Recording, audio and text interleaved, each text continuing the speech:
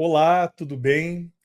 Bem-vindos a mais uma edição da série Perspectivas, o espaço para compreender melhor alguns temas importantes no contexto bíblico e religioso também. Na conversa de hoje, nós vamos entender um pouco sobre quem é Ellen White, o seu ministério, a relação disso com o dom profético bíblico, entre outros assuntos que estão relacionados.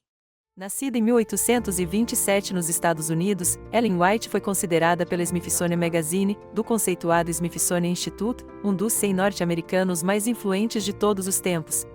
Falecida em 1915, é uma autora com mais de 100 mil páginas escritas de livros que tratam essencialmente de temas bíblicos, como teologia, saúde, vida matrimonial, liberdade religiosa, assistência social, educação e comportamento humano.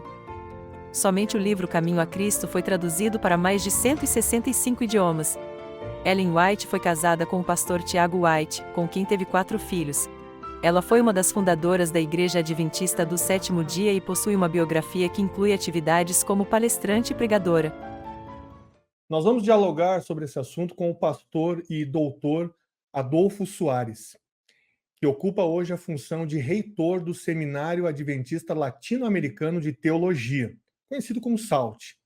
Ele, inclusive, o doutor Adolfo, em um dos seus doutorados, estudou a contribuição do pensamento de Ellen White para a área educacional.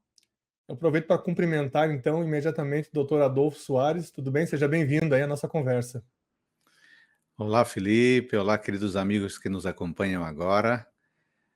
É uma alegria participar com você desta série e falando um tema tão importante, à luz da palavra de Deus.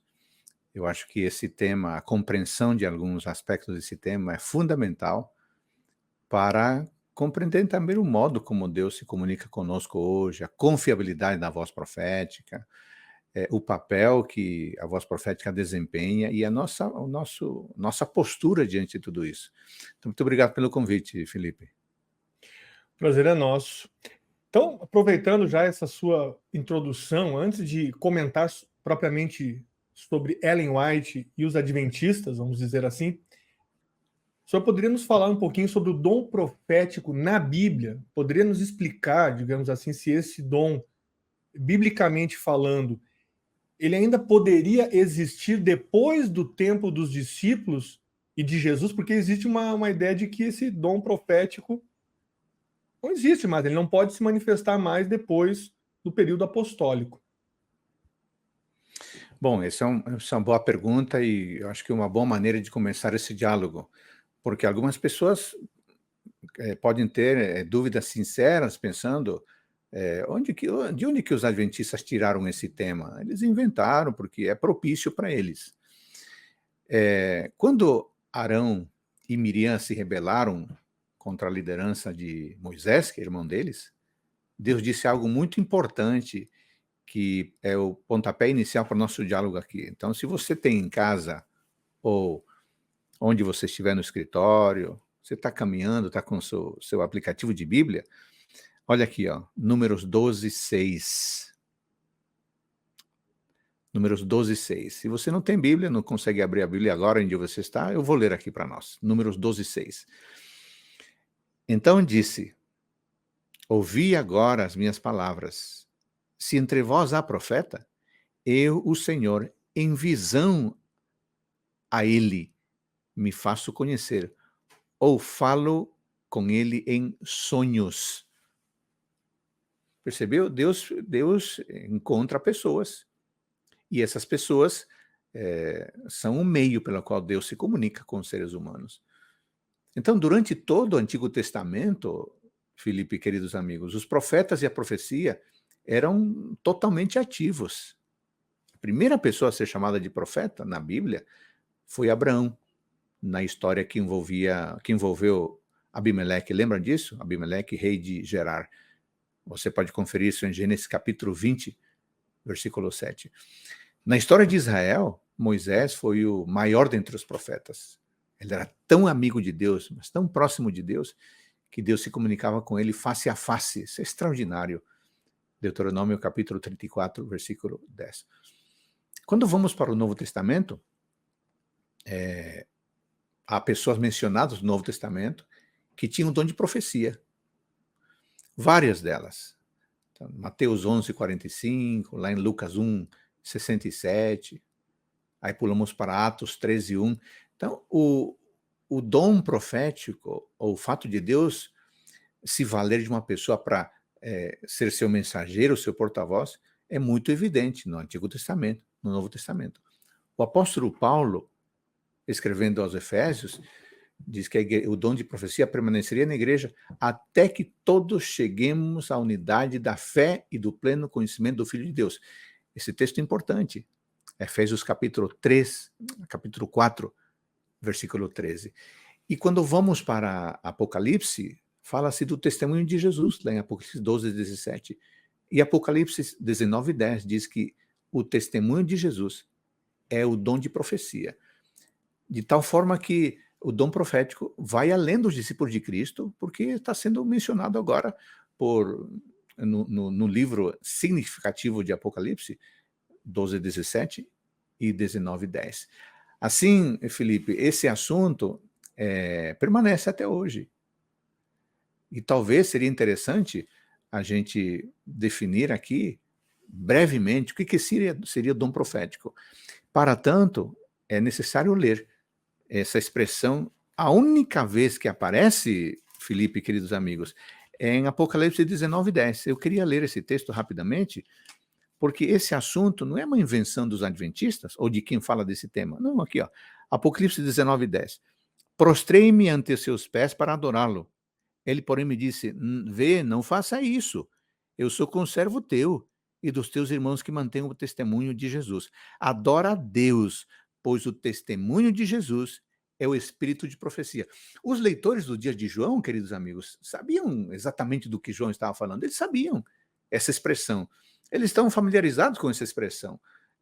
Lá em Gênesis 41:38 e em Números 27:18, essa expressão aparece. Portanto, para os cristãos da Igreja Apostólica, o espírito de profecia era uma referência ao Espírito Santo, que concede o dom aos mensageiros do Senhor. E isso fica evidente no texto que lemos, de Apocalipse 19:10, e também em Apocalipse 22:8 e 9. Observe que tanto em Apocalipse 19 como em Apocalipse 22, em ambas passagens, a situação é a mesma. João cai aos pés do anjo para adorá-lo. A resposta do anjo, ou as respostas são quase idênticas, mas há uma diferença significativa. Em 19:10, os irmãos são identificados pela frase que mantém o testemunho de Jesus. E em 22:9, esses irmãos são simplesmente chamados de profetas. Então, de acordo com o princípio de interpretação escritura com escritura, concluímos facilmente que o espírito de profecia de Apocalipse 19:10 não é dado a todos os membros em geral, mas apenas àqueles que foram chamados para serem profetas. Esse é um resumo breve da fundamentação bíblica desse tema, da necessidade e da importância que ele tem e da continuidade que ele tem no ensino da palavra de Deus no Novo Testamento. Pois é, interessante, né? Você falou a palavra continuidade, então, por essa explicação, o dom profético ou o espírito de profecia é algo que continua, ou que pode continuar a se manifestar na igreja, inclusive depois do período apostólico, inclusive após o período patrístico e tal. Tudo bem. E aí, nesse contexto, eu lhe pergunto, aí vem já a questão relacionada diretamente a Ellen White. Seria interessante falarmos brevemente sobre quem é Ellen White, e quem foi essa mulher, como é que ela surge e como é que ela se torna, né, uma das referências religiosas do século XIX nos Estados Unidos, porque sim, ela é uma referência religiosa citada em enciclopédias e em documentos que não são adventistas. Então, ela é uma referência religiosa. Independentemente da opinião das pessoas a respeito do ministério dela, ela é uma referência marcada, acentuada e registrada na história. Mas quem foi ela, doutor Adolfo? Muito bom, muito legal essa pergunta. A gente podia falar um longo tempo sobre ela. Eu dediquei a minha tese de doutorado em Ciências da Religião a pensar um pouco sobre Ellen White. Ellen White nasceu no ano de 1827, nos Estados Unidos, e faleceu em 1915. Era de uma família de 8 irmãos. A gente poderia dizer, Felipe, queridos amigos, que do ponto de vista religioso, Ellen White pertenceu a uma tradição metodista, com uma forte vivência espiritual. Você mencionou algo muito curioso e algo importante, da perspectiva do reconhecimento à sua pessoa, independente da sua denominação.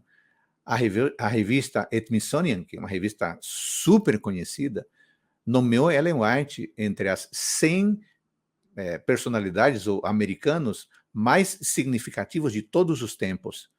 Você pode conferir, amigo, essa publicação de 17 de novembro de 2014, Meet the 100 Most Significant Americans of All Times.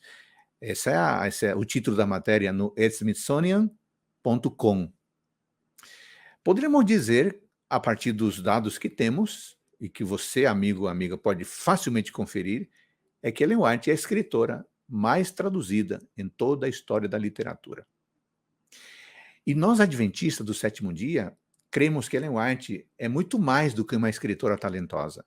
Nós cremos que ela foi apontada por Deus para ser uma mensageira especial, com a finalidade de atrair a atenção dos leitores, dos seus leitores, para as Sagradas Escrituras. Com que finalidade? Para se prepararem para a volta de Jesus.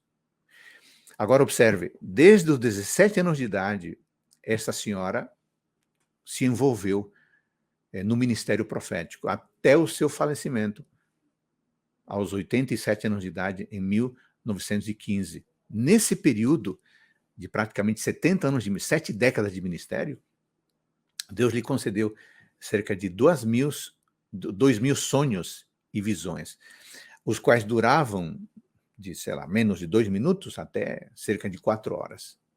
E o resultado dessas visões, desses sonhos, se transformaram em cartas, em documentos. À época da sua morte, a produção literária de Ellen White totalizou aproximadamente 100.000 páginas. Sabe o que é isso? É um volume imenso, uma média diária de 4 páginas. Não tem muito escritor que escreveu tudo isso, não, hein? Eu não consigo escrever, Felipe, 4 páginas por dia, é uma loucura.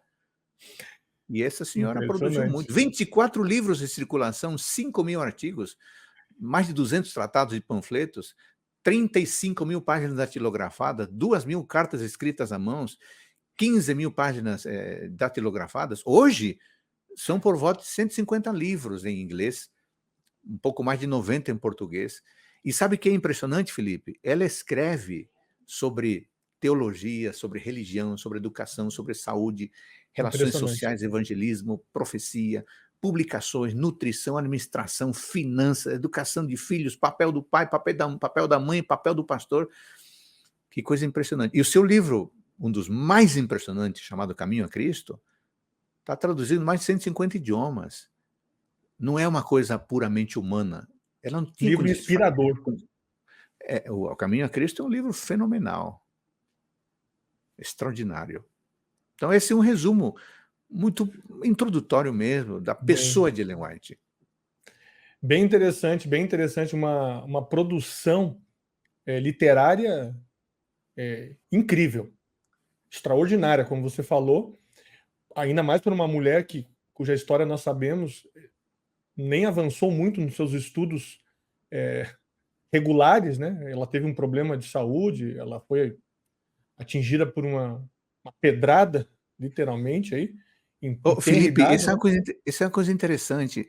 Ela não estudou, embora ela fosse, quando adulta, uma leitora voraz. A biblioteca particular dela tinha mais de 1.500 livros.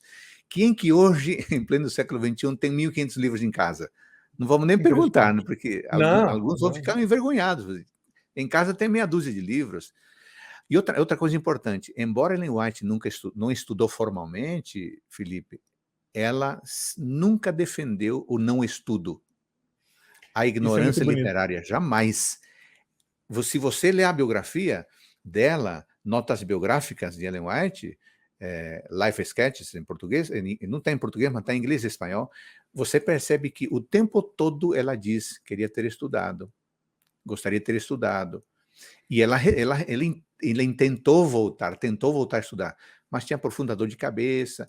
Então ela não teve um estudo formal, mas era uma autodidata de primeira categoria. Sim, e tem que lembrar que nós estamos falando do século XIX, nos Estados Unidos, num país Exatamente. predominantemente rural, agrícola, onde as pessoas tinham que fazer seus alimentos e preparar, cuidar da sua casa, tudo manualmente, nada automatizado praticamente. Sim, Temperaturas rigorosas, difíceis. Uma mulher que teve 4 filhos, perdeu 2 filhos, 2 morreram. Então, nós estamos falando dessa pessoa, porque às vezes fica parecendo até que é uma pessoa sobrenatural. Não, ela era uma pessoa como nós. Mas veja como o sim. doutor Adolfo menciona muito.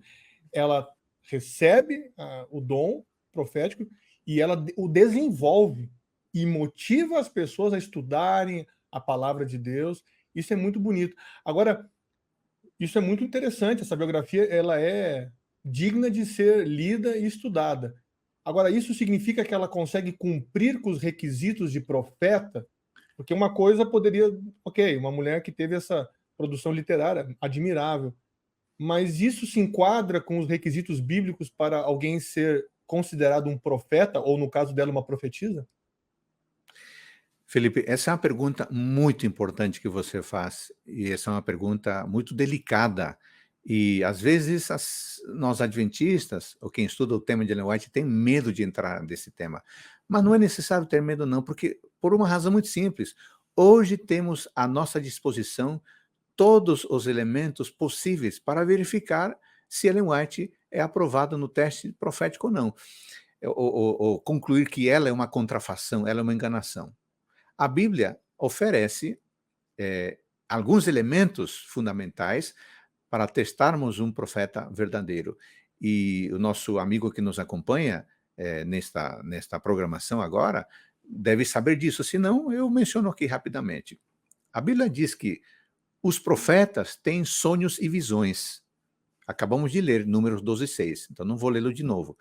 Um profeta, para ser profeta, Deus se comunica com ele mediante sonhos e visões. Ora, comunicou-se Deus com Ellen White mediante sonhos e visões? Claro que sim. Ao longo de sua vida, durante seus 70 anos de ministério, de 1844 até 1915 praticamente, Ellen White teve, como eu mencionei, aproximadamente 2.000 visões e sonhos proféticos. Então, ela é aprovada com nota 10 no primeiro requisito. No segundo requisito, o profeta deve estar em concordância com a Bíblia, diz Isaías 8:20. A luz e o testemunho. Pergunta, Ellen White, o que ele escreve está à luz do conteúdo bíblico? Claro que sim. O que ele escreve está em total harmonia. As mensagens que Ellen White escreve estão em harmonia plena com as Escrituras. Agora, isso você precisa conferir lendo os textos de Ellen White. Não tem como eu convencer você, a menos que você prove com seus próprios olhos.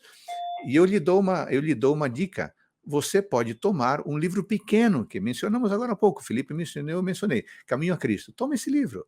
E vá lá, estude esse livro, está na internet, pode procurar um PDF, ou pode comprar o livro físico na cpb.com.br. Confira. E você verá que ela constrói o seu pensamento a partir de dezenas de textos bíblicos. O livro Caminho a Cristo tem 13 capítulos. Em todos eles, o ponto fundamental do raciocínio de Ellen White é o estudo sistemático da Bíblia, da Palavra de Deus. Portanto, na segunda prova, ela passa com nota 10 também. Terceira prova para ser um verdadeiro profeta. O profeta deve testemunhar em favor de Jesus, falando da sua humanidade, apontando para ele, sua vida, seu ministério. Onde que está isso? 1 João capítulo 4, versículos 1 e 2. De novo, para você ter a prova disso, você precisa conferir. Você não tem que confiar na minha argumentação. Você confere. E aí você tem 100.000 páginas para conferir. Agora, eu selecionei algumas citações que eu posso mencioná-las para você. O que ela diz sobre Jesus? Gente, o que ela diz sobre Jesus são coisas sublimes. Tem muitas coisas lindas no Caminho a Cristo, tem muitas coisas lindas no livro Desejado de Todas as Nações, que é uma biografia espetacular. Tem muitas coisas lindas que ela diz sobre Jesus no livro Ciência do Bom Viver, no livro Parábolas de Jesus, e enfim, vários outros livros. Por exemplo, ela diz assim: desde os dias da eternidade, o Senhor Jesus Cristo era um com o Pai. Ele diz assim: por suas palavras e obras, falando de Cristo, declarou-se autor da ressurreição, atribuindo então divindade a Jesus Cristo. Ela diz assim: deveriam ser confortados pelo pensamento de que temos um grande intercessor no céu, apresentando nossas petições a Deus. Em todo momento, ela exalta o papel de Cristo como nosso advogado, intercessor, nosso salvador, como criador, como Deus, na mesma igualdade do Pai. Portanto, na prova número 3, ela passa também com nota máxima.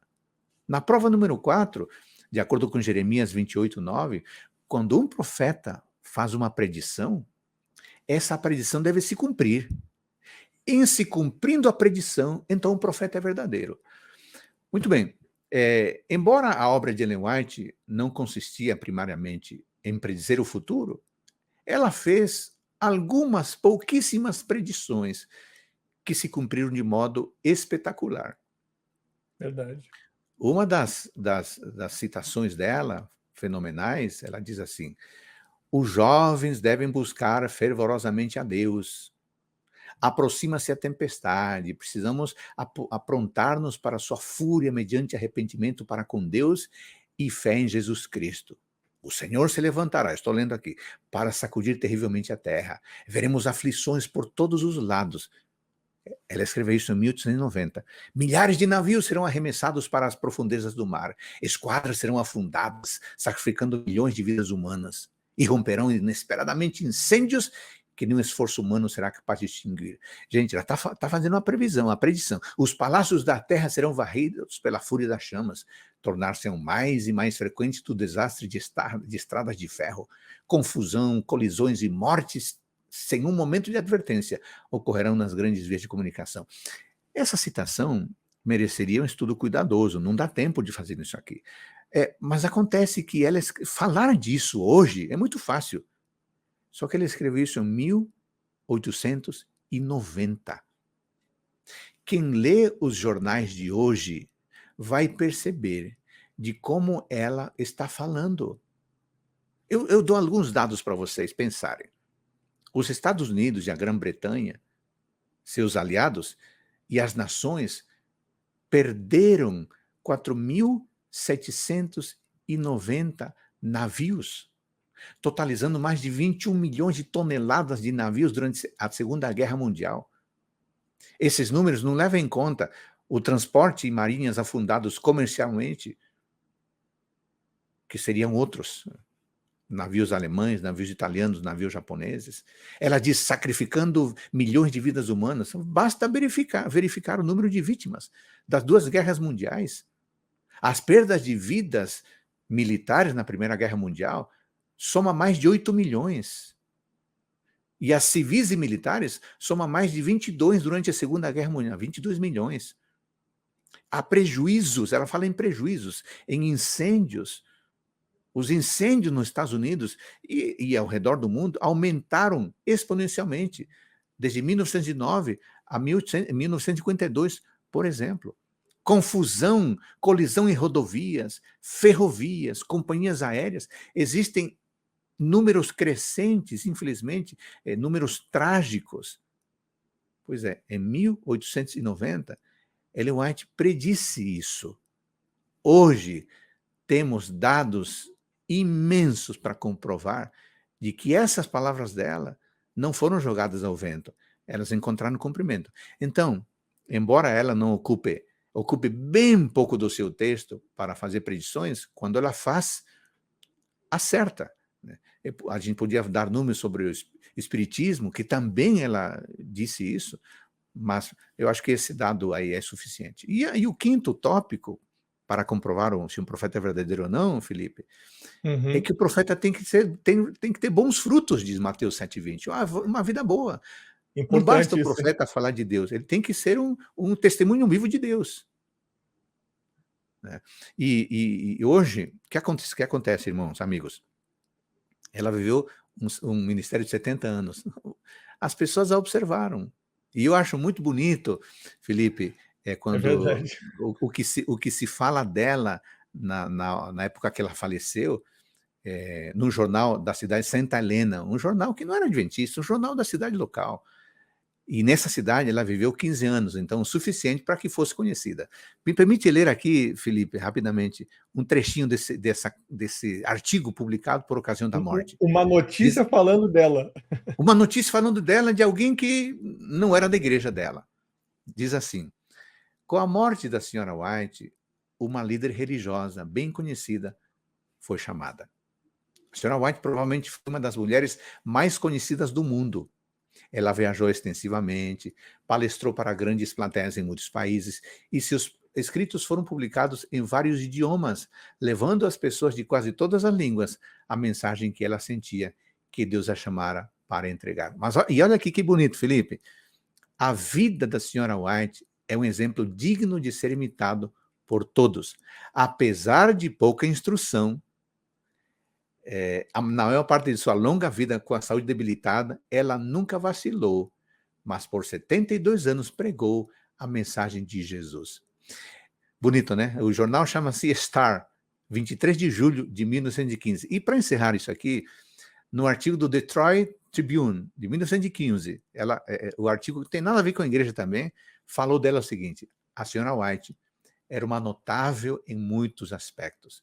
Ela era profundamente religiosa e ninguém que a conhecesse intimamente tinha qualquer dúvida quanto à sua sinceridade. Ô Felipe, é muito fácil falar bonito e falar de Deus, mas a senhora White viveu 70 anos fazendo isso sob os olhares críticos das pessoas.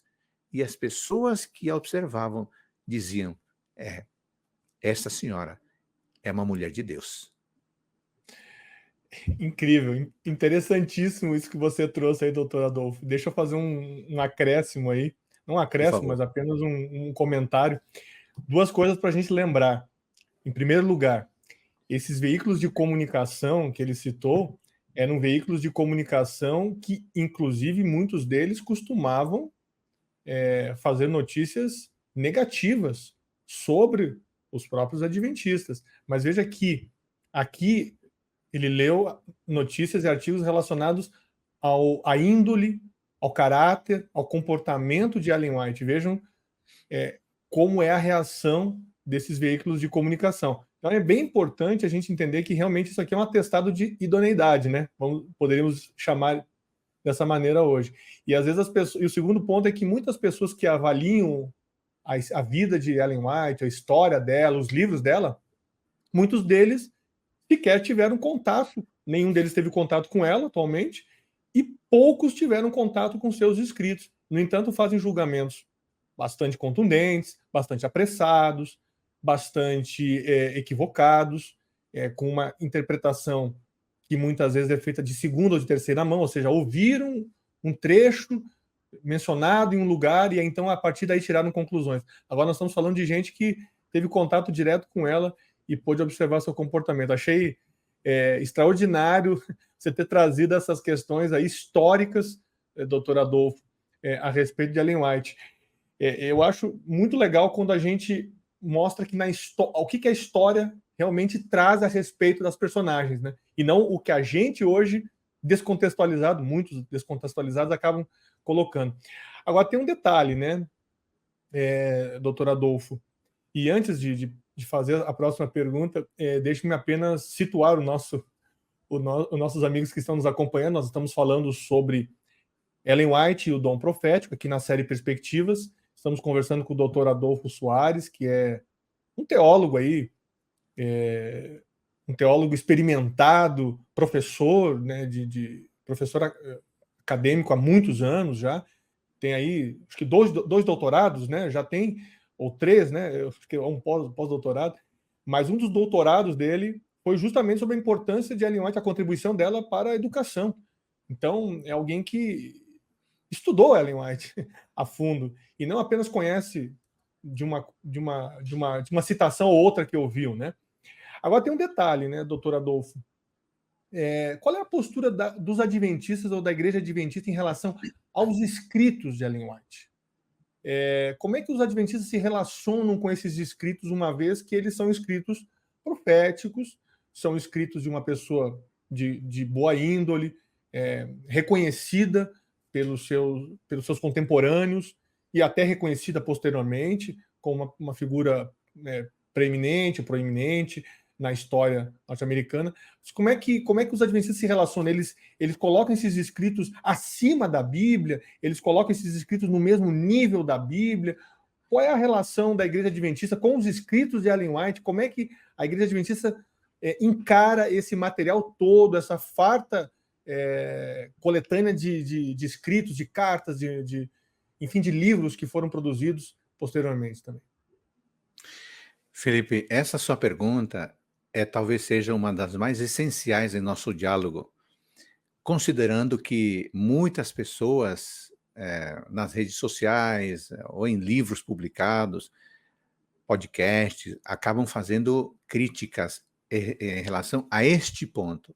Os adventistas colocam Ellen White acima da Bíblia. Os adventistas têm uma segunda Bíblia, que são os escritos de Ellen White. Quando esse questionamento vem de pessoas que não conhecem, é compreensível. Quando esse questionamento vem de pessoas que pretenderam ler alguma coisa e concluem, nós podemos concluir que essas pessoas não leram adequadamente os escritos de Ellen White. Então, eu queria começar, como parte da minha argumentação para essa sua pergunta, dizer, Felipe, que nós adventistas entendemos que os livros de Ellen White auxiliam na compreensão da Bíblia. O livro Nisto Cremos é onde estão as nossas crenças, 28 crenças fundamentais, que estão divididas em 6 doutrinas, começando pela doutrina de Deus e terminando pela doutrina dos eventos finais. Então são 6 doutrinas, 28 crenças divididas ao longo de 6 doutrinas. Numa dessas crenças, nós temos a crença no dom profético. E nós acreditamos, então, nessa crença descrita no livro Nisto Cremos, que os escritos de Ellen White não constituem um substituto para a Bíblia. Vou repetir. Nós, adventistas, cremos que os escritos de Ellen White não constituem um substituto para a Bíblia. Se algum adventista argumenta, explica que os escritos de Ellen White estão acima da Bíblia, ou não preciso pregar a Bíblia, basta ler um livro de Ellen White lá no púlpito, amigo querido, está errado. Nós, adventistas, não pensamos assim. Nós entendemos de que as escrituras sagradas ocupam posição única, e são o único padrão pelo qual os escritos de Ellen White, ou qualquer outro escrito, devem ser julgados, e ao qual os escritos de Ellen White, ou qualquer outro escrito, devem estar subordinados. Irmãos, amigos, essa é a posição oficial. Você confira, eu estou dando as fontes. Nisto Cremos, página 305. Veja lá depois. Qualquer outra coisa, os adventistas colocam Ellen White acima. Não é verdade. Desculpa, não é verdade. É fake news, é invenção, é mentira. Não é verdade. Os adventistas não colocamos. Os escritos de Ellen White, vou repetir, não constituem substituto para a Bíblia. É isso que nós pensamos. Só temos um livro que é a nossa fonte de teologia e de prática. A Bíblia. Bom, aí vem a pergunta consequente. Ok, entendi. Mas como é que vocês veem os livros de Ellen White? Muito bom. Então, tendo afirmado que nós, adventistas, temos na Bíblia o único padrão de fé, teologia, prática, estilo de vida, agora deixa eu explicar rapidamente. Como é que nós entendemos os livros de Ellen White? Bom, é muito simples de entender. Em primeiro lugar, os livros de Ellen White, nós os consideramos como um guia que nos conduz, sabe aonde? A Bíblia. É isso. Talvez essa seja uma das coisas mais importantes de dizer, em relação aos escritos de Ellen White. No livro Grande Conflito, logo na introdução, a própria Ellen White disse assim: em sua palavra, Deus comunicou aos seres humanos o conhecimento necessário à salvação. As Sagradas Escrituras devem ser aceitas como autorizada e infalível revelação de sua vontade. Ponto. É isso. Um outro aspecto que deve ser mencionado, como é que nós adventistas consideramos os escritos de Ellen White, é que nós consideramos que os escritos de Ellen White reprovam o pecado e incentivam a obediência, sabe a quem? A Bíblia. Ellen White não incentiva a obediência ao que ela diz. Ela incentiva a obediência à Bíblia.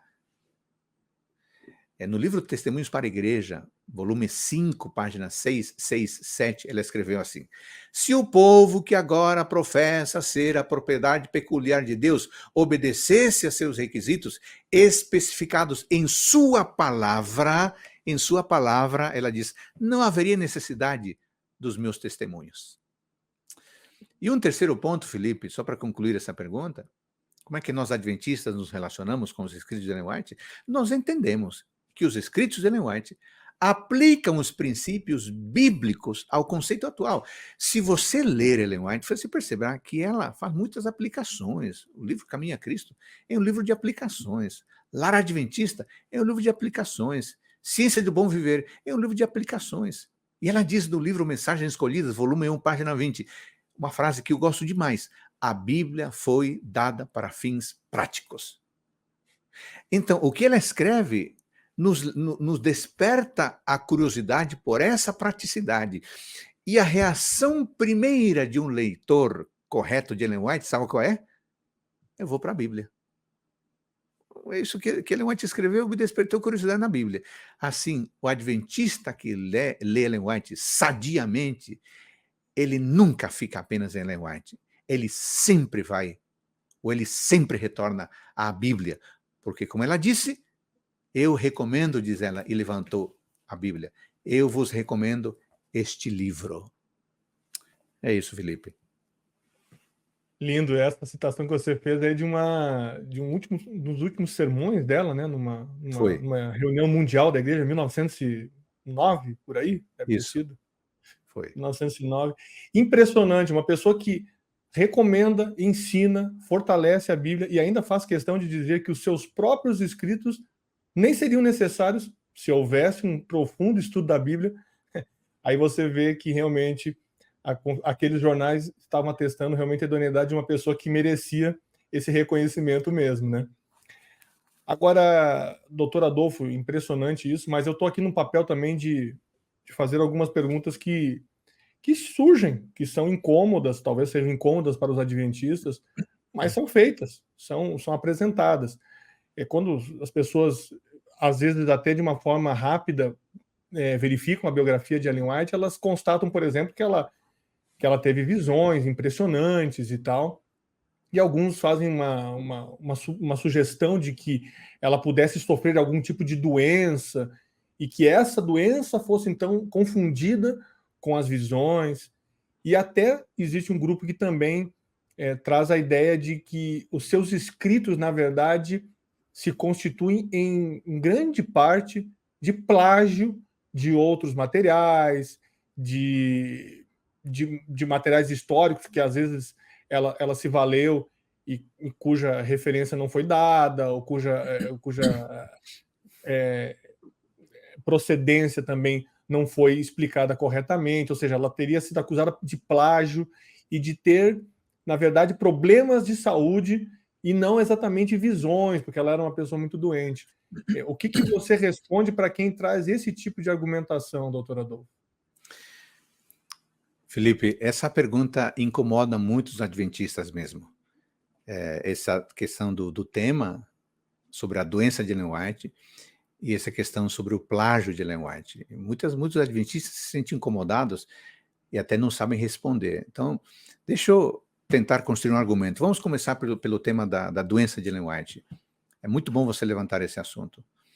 Eu queria lembrar ao amigo que não conhece a história de Ellen White que, durante a infância, Ellen White era uma criança muito ativa, muito alegre, ajudava no trabalho de casa. O pai dele manufaturava chapéu. Esse era o trabalho deles, e as crianças ajudavam em casa. Com 9 anos de idade, uma tarde, ao voltar da escola para casa, Ellen White foi ferida por uma pedra que uma colega de classe lhe atirou na cabeça. Esse acidente quase lhe custou a vida, e ela fala disso nas suas notas biográficas. Até ficou com o rosto desconhecido. O pai, voltando de viagem, voltou, não reconheceu, olhou, não reconheceu a própria filha, de tão desfigurada que ela estava. Ela ficou inconsciente durante 3 semanas, e nos anos seguintes, constantemente você encontra relatos dela sofrendo como resultado do sério ferimento no nariz. Ellen White era incapaz de continuar os trabalhos escolares pela forte dor de cabeça, e parecia para todo mundo que essa menina, que antigamente era promissora, alegre, não teria uma vida normal. E aqui vem a acusação. Algumas pessoas afirmam que as visões que Ellen White teve estariam ligadas ao que é chamado de epilepsia do lobo temporal, com hipergrafia resultante de lesão cerebral. Esse é o nome técnico. Que poderia ter resultado do incidente em que lhe atiraram a pedra no nariz, quando ele era bem jovem. A pergunta é, seria isso verdade? Bom, essa resposta deve ser respondida por gente especialista na área. Então, eu vou recorrer aos especialistas da área. Na verdade, houve 1 ou 2 médicos que fizeram essas alegações nos anos 1980, mas nenhum deles era especialista em epilepsia do lobo temporal, a condição que, segundo eles, causava visões.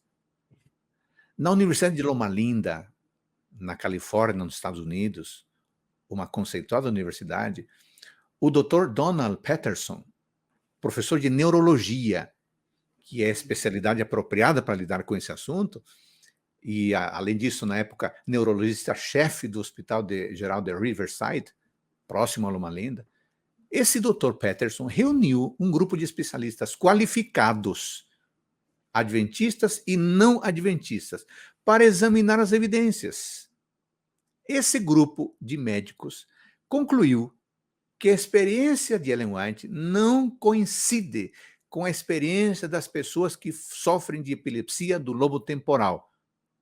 Então, nesse caso, afirmamos categoricamente que a ciência está do lado de Ellen White. E cientistas que estudaram o tema com cuidado afirmam, não, o que ela faz, as visões que ela teve, não são resultado de epilepsia do lobo temporal. E, caso você, amigo ou amiga, tenha curiosidade, o Dr. Patterson escreveu um livro sobre o assunto, que traduzido em português teria o seguinte título: Visões ou Convulsões? Foi Ellen White uma vítima de epilepsia? O livro não está mais impresso, mas eu tenho uma boa notícia para você. O livro está disponível no site do White State. Quer anotar o endereço? whitestate.org. Entra lá e procura os materiais. Você vai encontrar o livro do Dr. Patterson, ok? Donald Patterson. E você lê, você confere o relatório de uma equipe médica, de especialistas no lobo temporal que causaria a epilepsia. Então, não ouça a voz de gente que não sabe nada do assunto. Ouça os médicos que entendem desse assunto. E esse livro certamente tirará todas as suas dúvidas. Portanto, diante da pergunta, Ellen White teria escrito ou teria tido visões como resultado de epilepsia? Não. A segunda pergunta, Felipe, me permite aqui entrar nela rapidamente, é sobre o plágio. Essa é outra pergunta, uma acusação dura que se faz. Na verdade, por volta do ano 1980, um pastor adventista chamado Walter Rea, foi ele que começou a fazer acusações duras contra Ellen White em relação a possível plágio, dizendo, não, ela escreveu obtendo citações ou ideias de outros, e não revelações de Deus. Então, seus escritos não são revelação de Deus, são apenas plágios de escritos de outras pessoas, que ela tomou como se fossem dele. E ele escreveu um livro chamado The White Lie, a Mentira Branca. Está disponível aí. O senhor Rea, Walter Rea, já foi contestado de maneira veemente Agora, a pergunta é, será que Ellen White usou palavras de outro autor sem dar o devido crédito? Sejamos honestos. Vou repetir a Essa é a pergunta. pergunta, né? Será que Ellen White usou citações de outros autores sem dar o devido crédito? Sejamos honestos. Sim, ela citou outros autores e não lhes deu crédito. Mas eu não terminei a minha explanação ainda. Não fique só por aqui. Me acompanhe no raciocínio. No escritório do Ellen White State, nos Estados Unidos, em Silver Springs, há uma coleção dos livros de Ellen White, nos quais foram marcadas as possíveis passagens em que seus críticos ou funcionários do escritório do White State notaram existir alguma semelhança, de alguma maneira, alguma semelhança entre os escritos delas e fontes possíveis às quais ela teve acesso. Uma vez, o senhor Walter Rea, na sua acusação, disse que 90% da obra de Ellen White foi copiada. Ele foi muito irresponsável em dizer isso, sem fazer um estudo. Ele jogou o número. Agora, deixa eu dizer para você, amigo, você que tem dúvidas sobre isso, deixa eu dizer para você. A Associação Geral da Igreja Adventista do Sétimo Dia, uma vez pediu ao Dr. Fred Veldman, que na época era diretor do Departamento de Religião da Pacific Union College, pediu que fizesse um estudo do livro O Desejado de Todas as Nações para determinar quantas relações literárias há entre esse livro de Ellen White e outras obras publicadas que tratam do mesmo assunto. O Dr. Veldman aleatoriamente escolheu 15 capítulos desse livro para que o estudo fosse mais facilmente controlado na comparação com outras fontes literárias. Mesmo assim, amigos, ele tomou 15 anos. Na época não havia os recursos que temos hoje de buscar fonte rapidamente na internet. Então, o Dr. Veldman extraiu cerca de 7 possíveis relações entre esses 15 capítulos de Ellen White e outras obras da época que tratam do mesmo assunto. 7 possíveis relações, desde a mais remota proximidade até um paralelismo palavra por palavra ou frase por frase. O Dr. Veldman encontrou paráfrases muito próximas do original, enquanto que havia outras passagens com vaga proximidade entre si. E o Dr. Veldman, então, considerou 7 níveis de proximidade. Qual o resultado dessa pesquisa do Dr. Veldman? Ele concluiu, depois de anos de investigação, que aproximadamente 30% do material que ele estudou lembravam, em maior grau ou menor grau, outros autores que talvez Ellen White não tivesse consultado. Isso significa que ela fez plágio? Teria Ellen White incorrido em fraude, tentando enganar as pessoas ao fazer passar obras de outros como sua? Resposta, não. E eu lhe dou um argumento aqui, um exemplo. Na revista Review and Herald e Sign of the Times, que são revistas da igreja, revistas oficiais da Igreja Adventista, Ellen White uma vez recomendou ao livro A Vida e Epístolas do Apóstolo Paulo, livro escrito por Conbeer e Holson. Esse livro ela utilizou como uma das fontes para escrever o seu próprio livro chamado Paulo, o Apóstolo da Fé. O livro em questão, em inglês, chama-se, desses outros dois autores, chama-se The Life and Epistle of St. Paul. Muito bem. Agora, pensa aqui comigo. Recomendar um livro que você consultou para escrever um livro seu não é comportamento de alguém que esteja tentando esconder suas fontes de maneira desonesta? Se ela recomendou o livro que ela utilizou como uma das suas fontes, ela não está escondendo a fonte, ela está mencionando e recomendando o livro como um bom livro. No livro Caminho a Cristo, que já mencionei anteriormente, se você puder, por gentileza, no momento que você tiver tempo, confere as declarações de Ellen White na introdução.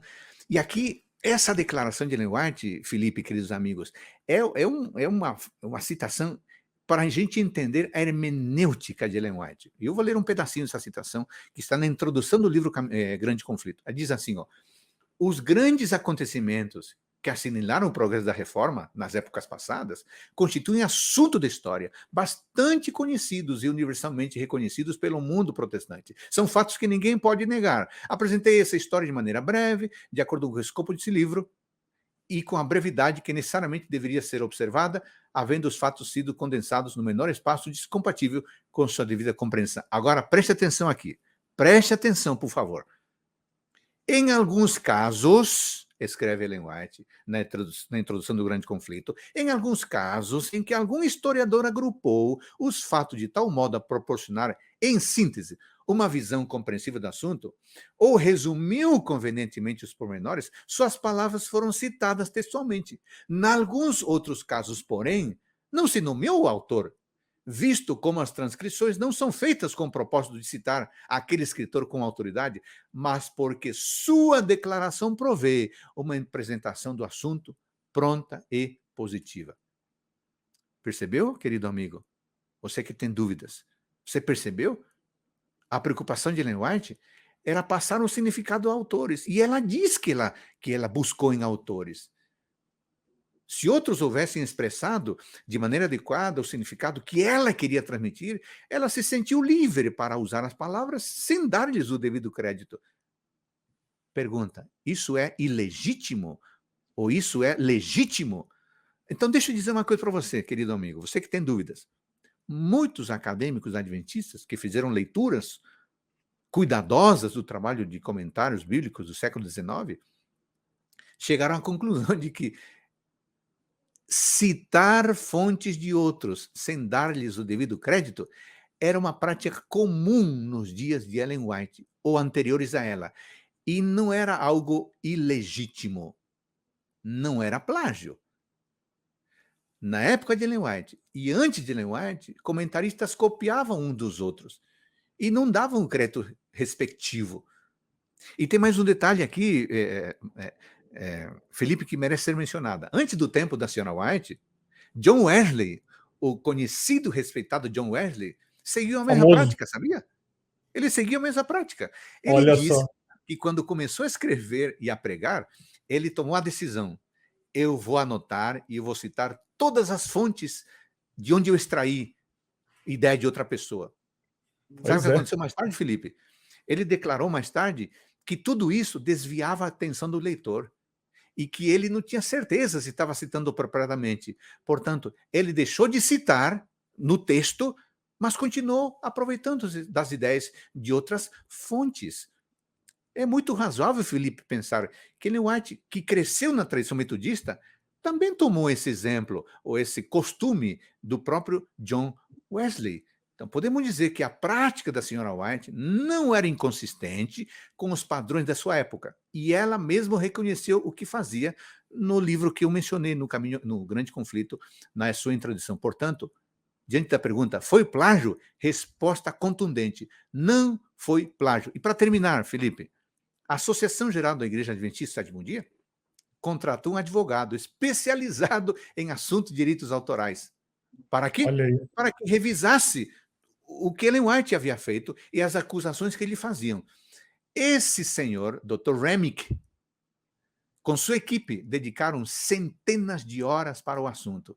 Conclusão: não há plágio. E mais, o Dr. Remick disse que seria um prazer para ele defender a senhora White diante do tribunal, porque ele tem certeza que ele ganharia a causa e ele provaria que ela não cometeu plágio. Bom, você, querido amigo que nos acompanha nesse programa agora, você pode consultar a entrevista feita com o Dr. Remick no artigo intitulado There Simple is No Case. Simplesmente não há nenhum caso. Foi publicado na Adventist Review em 17 de setembro de 1981. Tá bom? E você pode encontrar esse material. There Simple is No Case. Adventist Review, 17 de setembro de 1981. Você pode encontrar isso, sabe onde? No whiteestate.org. Você não precisa acreditar no que estou dizendo. Vá às fontes e confira com seus próprios olhos. Olha aí, ó. Argumentação interessantíssima, importantíssima. Fatos, fontes, referências, falando sobre essas duas questões extremamente polêmicas em relação a Ellen White, né? A questão do plágio e da doença. Eu quero só reforçar o que o Dr. Adolfo falou sobre o Ellen White State, é uma instituição que a Igreja Adventista do Sétimo Dia construiu, fundou, a partir da necessidade de preservar o patrimônio literário dos escritos de Ellen White. Essa é uma outra prova do cuidado, da responsabilidade da própria organização adventista com os escritos. E sem falar de uma outra questão importante, doutor Adolfo, que você mencionou, que é o seguinte: Ellen White escreveu muito sobre direitos autorais também. Ela falou sobre isso nos seus escritos, inclusive eu me lembro de que tem um capítulo compilando as orientações principais dela em relação aos direitos que o autor tem sobre a sua obra, numa compilação mais recente chamada O Outro Poder, publicado pela Casa Publicadora Brasileira. Me lembro claramente desse capítulo chamado sobre direitos autorais. Então, jamais uma pessoa que tivesse o hábito de plagiar escreveria abertamente, francamente, sobre direitos autorais, se ela mesma estivesse desrespeitando isso ou sendo amplamente incoerente. Acho que ficou suficientemente bem esclarecido e bem apresentado. Vamos agora para o nosso final. E a gente não pode terminar uma conversa como essa, e você que ainda, quem sabe, tem dúvidas sobre por que considerar e ler os escritos de Ellen White, o Dr. Adolfo falou várias vezes sobre isso. Leia os livros. Tome contato com os livros. Não fique ouvindo sobre pessoas que também nem leram os livros. Elas viram trechos isolados e comentam sobre trechos isolados. Se você quer compreender um autor, e o Dr. Adolfo e eu conversamos bastante sobre esse assunto, se você quer conhecer um autor, leia sobre ele. E leia o que ele escreveu. Essa é uma premissa básica para você compreender o conceito, a ideia. Agora, quando as pessoas não leem e tomam conclusões, ou tiram conclusões a partir da não leitura de um autor, fica complicado até mesmo uma argumentação. Porque como nós podemos falar, por exemplo, as pessoas falam muito sobre escritores brasileiros, Machado de Assis, Monteiro Lobato, e aí você pergunta, quantos livros você leu desse autor? Nenhum. Ah, eu li um pedaço de um comentário, eu vi um vídeo.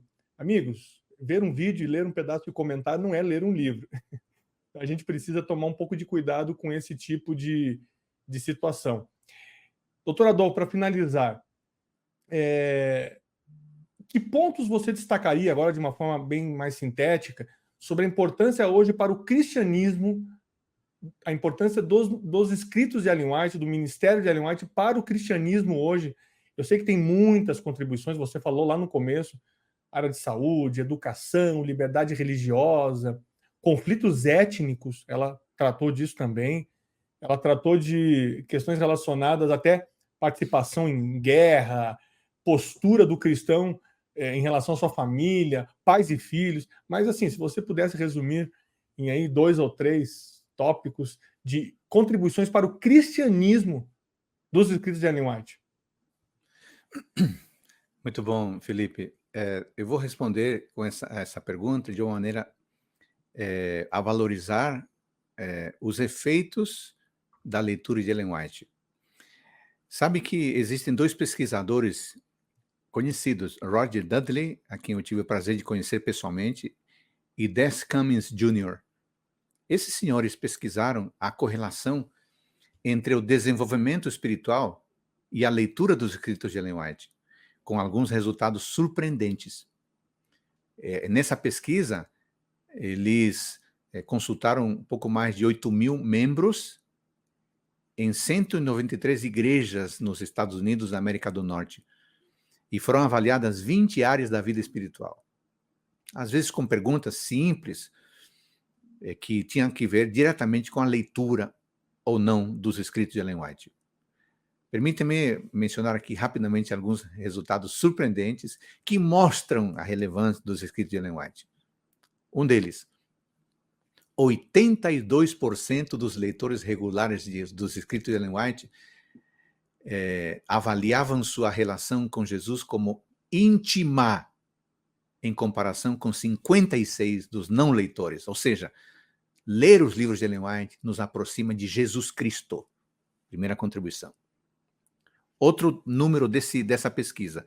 82% dos leitores regulares de Ellen White indicavam um alto grau de certeza de estar bem com Deus, em comparação com 59% dos não leitores. Ou seja, ler livros de Ellen White nos permite sentir-nos melhor em relação à nossa amizade com Jesus Cristo. Uma outra contribuição. Outro ponto.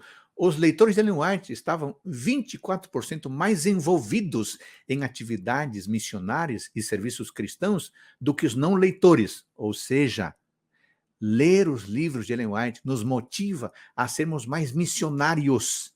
E, finalmente, 82% daqueles que liam Ellen White regularmente também tinham um estudo pessoal diário da Bíblia, em comparação com 47% dos não leitores. Ou seja, ler os livros de Ellen White indica que estamos lendo a Bíblia, ou nos leva a amar mais a Bíblia, a estudar mais a Bíblia. Isso é maravilhoso, Felipe. Ler os escritos de Ellen White fortalecem a nossa amizade com Jesus Cristo, a nossa proximidade com Jesus Cristo, o nosso espírito missionário e o nosso amor ao estudo da palavra de Deus. Por isso, amigo que nos acompanha, amiga que nos acompanha, leia Ellen White e você passará a amar cada vez mais a própria palavra de Deus, a Sagrada Escritura. Maravilha, doutor Adolfo Soares, que acho que aí tivemos uma grande aula sobre dom profético em Ellen White. E aqui atendemos e alcançamos os principais pontos. Se você ficou com mais curiosidade, é só ler os livros dela e ler sobre ela. Você vai encontrar material farto em inglês, português, espanhol e até em outros idiomas, se você tiver interesse e conhecimento.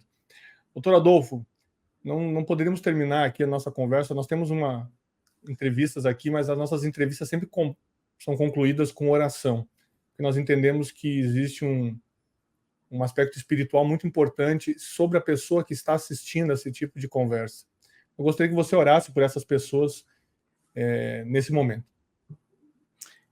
Claro, vamos orar então. Nosso querido Deus, muito obrigado por esse diálogo que tivemos a respeito do dom profético e a respeito dos escritos de Ellen White, seu papel como mensageira do Senhor. Obrigado porque em todo o tempo o Senhor sempre teve seus mensageiros e mensageiras, homens e mulheres do Senhor, que foram os instrumentos, as pessoas que o Senhor utilizou para nos comunicar a sua vontade e para nos mostrar de maneira correta quem é o Senhor. Ao longo do tempo que passa, a vida comum, corriqueira, nos leva a criar imagens caricaturizadas do Senhor. Mas muito obrigado pela palavra e pelos profetas que desfazem toda a caricatura da sua imagem e nos mostram de fato quem é o nosso Deus.